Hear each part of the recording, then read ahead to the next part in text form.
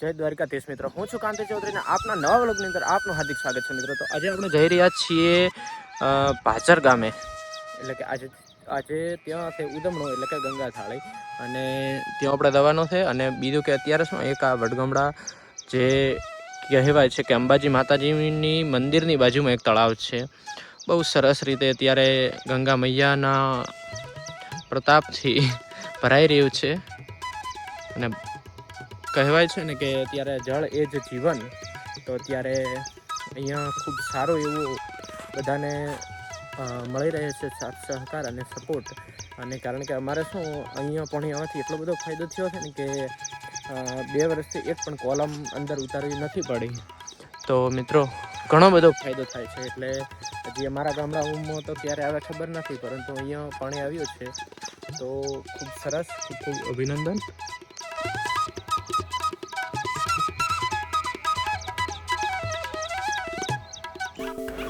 આપણે થઈ ગયા ગાડીમાં રવાના, હવે જવું પડશે ભાચર। હું દિનેશ અને વિજયભાઈ અમે 3 જણા તો રાખ્યું કીધું, પણ અત્યારે ખરેખર મિત્રો એટલો બધો ટ્રાફિક છે ને, બહુ ખતરનાક। કારણ કે હવે આગળ જતા શું થાય છે ને વિડીયો જોતા રહે તો એન્ડ તક વિડીયોને છોડવાનું આ ચૂકતા નહીં મિત્રો, મજા આવી જશે, દિલ ખુશ થઈ જશે।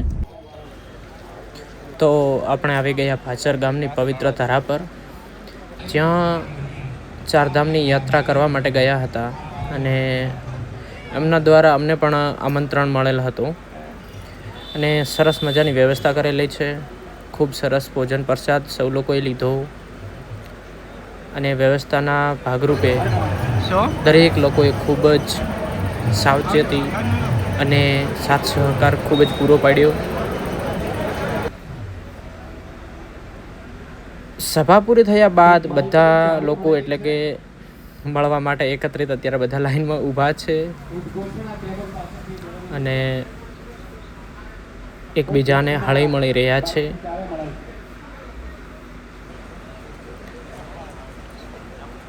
ત્યાંની બેઠક વ્યવસ્થા સભા પૂરી થઈ એના પછી હવે એક ઘર તરફ જવાનો વારો આવ્યો।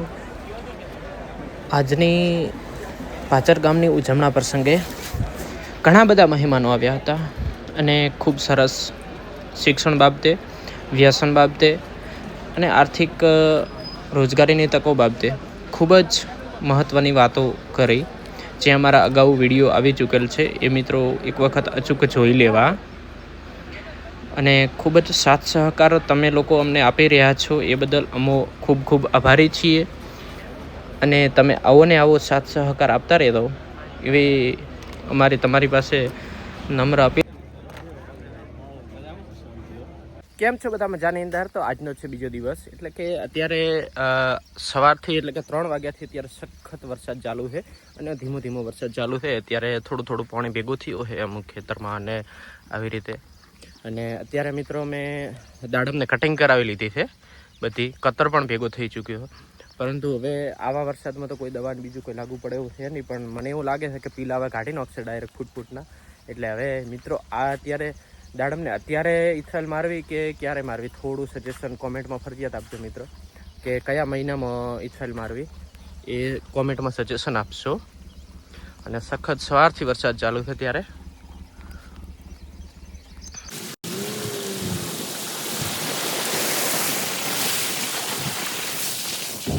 છોટા છત્રી લઈ ધરમસિંહ મોમો ને એકડે જાય ભાઈ, આઠમ છે એટલે બખ્તર પેરો પાણી આવે છે, ધાંધરા આવી ગયો છે, ધાંધરાથી રાવુથી પણ આવી ગયો છે। નદી આવી રહી, ઝડપ રાખો, હા નદી આવે છે, તૈયારીયા છે, તો પણ સારો છે ને આપણા માટે નદી આવે છે।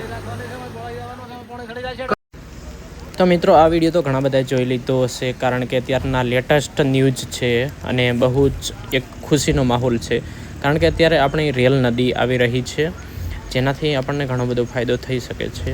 અને નીચાણવાળા વિસ્તારોને કહેવામાં આવ્યું છે કે તે પોતપોતાનો સામાન લઈ અને વ્યવસ્થાના ભાગરૂપે સાવચેતીના પગલાં લેવા માટે અચૂક ઉપાય લે। કમાળી થઈ, ભૂરિયા થઈ, દૂધવા થઈ અને ઢીમા સુધી પહોંચે છે। સવારમાં 7 વાગે ધાનેરા ક્રોસ કરી દીધું હતું। અત્યારે આ હું ઊભો છું તે અરંટવા ગામ છે, અહીંયા આ નદી આવ્યાને 1 કલાક જેવો સમય થયો છે। હજી પણ ધાનેરા સુધી એવું ને એવું પાણી આવે છે, માટે આગામી 8 થી 10 કલાક કે 12 કલાક સુધી આવી રીતે નદી વહેશે એવી શક્યતાઓ છે। જે વચ્ચે ગામડા આવે છે ખેડૂતોને અને પશુપાલકોને નમ્ર વિનંતી કે નીચાણવાળા ભાગમાં તમારું કંઈ જાનમાલનું કંઈ નુકસાન થાય એવું હોય તો એને ઉપર ખસેડી લેવા માટે વિનંતી છે. વચ્ચે આવતા લોકોને પણ વિનંતી કરું છું કે પાણીનો આવરો વધારે છે માટે નીચાણવાળા ભાગમાં કોઈએ જવું નહીં. કાંઠે ઊભા રહીને દેખી શકે છે. નદી અંદર ઉતરીને જશે તો એમાં નુકસાન થવાનો પૂરેપૂરો ભય છે. આ પાણી આવવાથી ખેડૂતોને હાલના તબકે કોઈ નુકસાન નથી, કારણ કે ઉનાળુ પાક લઈ લીધો છે, ચોમાસું પાક હજી વાવ્યો નથી. અને આ પાણીના લીધે, કાંપના લીધે ખેતી સમૃદ્ધ થાય છે, જળ સમૃદ્ધ થાય છે અને એનાથી કોંતીભાઈ શું કરો છો? નિરાધાર સેવા સમિતિના અધ્યક્ષ આવ્યા હતા ને એટલે હું પોટલા કર્યા એવો હા હાજરે નોખતો પાછા રેડી નોકશું કરે ઝડપે કામકાજ લીધો તો હું જ્યાં બધા પોણી ગોકળો હેડે ને એટલે બધું ધોરાઈ જાય હોય નથી રહેતા. હા એમ તો પણ તમે ગોઠવી વાયર નથી બધા આડા વાયર તો લાયરા 10 કિલો વાયર લાવીને બધો ને પો. કેમેરામાં જોયો તો કરાચી બેઠા હતા એટલે લાવ્યા. હા